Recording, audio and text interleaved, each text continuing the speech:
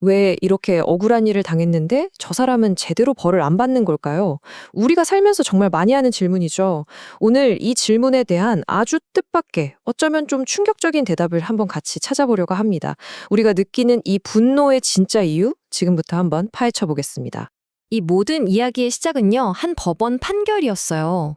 정신적으로 좀 온전치 못한 상태에서 살인을 저지른 사람이 있었는데 법원이 형사 책임을 묻는 대신에 치료를 받으라고 선고한 거죠.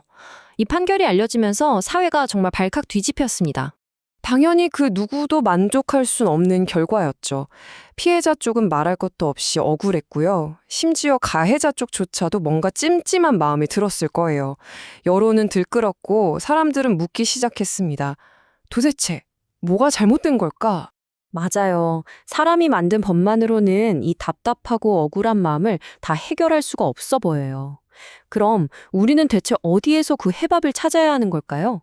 지금부터 자연의 시선이라는 아주 새로운 관점을 소개해 드릴게요. 자, 그럼 본격적으로 한번 들어가 볼까요? 여기서 제시하는 해답은요, 시작부터 정말 충격적입니다. 우리가 애초에 이 문제를 완전히 잘못 보고 있었다는 거거든요.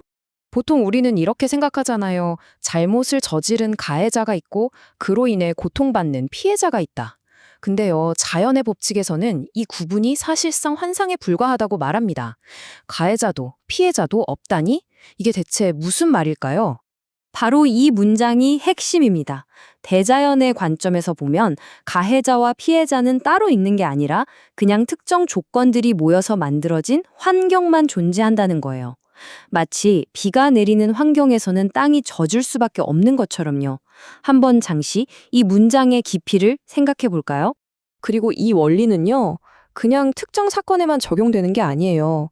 길 가다가 겪는 사소한 다툼부터 나라와 나라가 싸우는 거대한 전쟁에 이르기까지 이 세상의 모든 갈등에 똑같이 적용되는 우주적인 법칙이라고 합니다.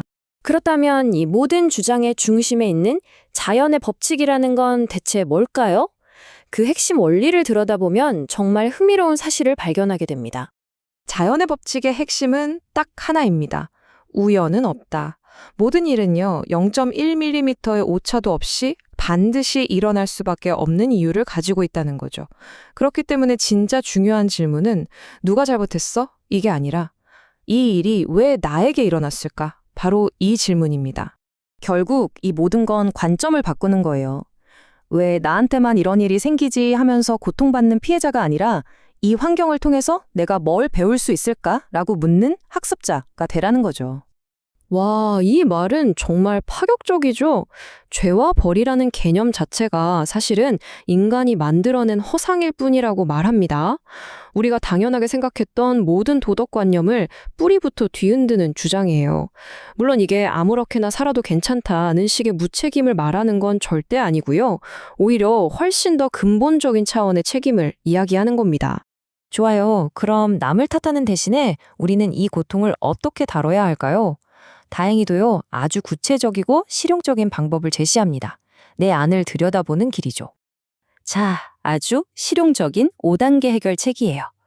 먼저 어떤 어려운 일을 딱 마주하고요. 그 다음엔 비난이나 불평 같은 감정적인 반응을 일단 멈추는 거예요.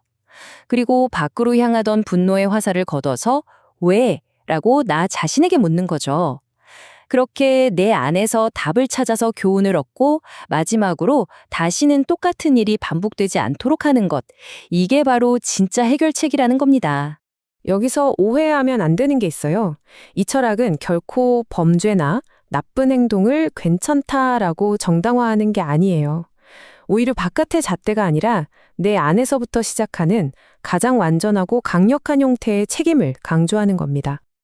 자, 그렇다면 이 비난을 넘어선 길, 그 끝에는 과연 무엇이 있을까요? 이런 생각의 방식이 우리를 어디로 이끌어가는지 그 궁극적인 목표를 한번 같이 살펴보겠습니다. 우리가 습관처럼 하는 거 있잖아요. 불평.